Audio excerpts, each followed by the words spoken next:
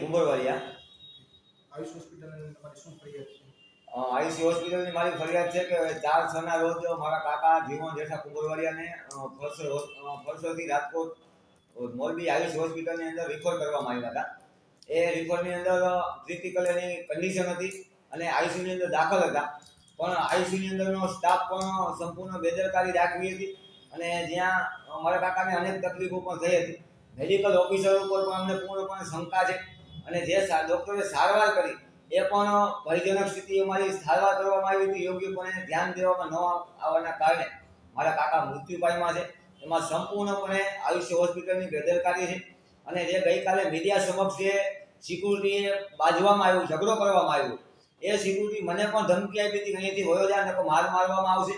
અને જે અમારા સીટી સ્કેનના જે રિપોર્ટો હતા એ પણ આયુષ હોસ્પિટલે લઈ લીધા છે અને સંપૂર્ણપણે આયુષ હોસ્પિટલ બેદરકારીના કારણે મારા કાકા જીવન જેઠા કુંભરવાડિયાનું મૃત્યુ થયેલા અમને સંપૂર્ણ શંકાઓ છે.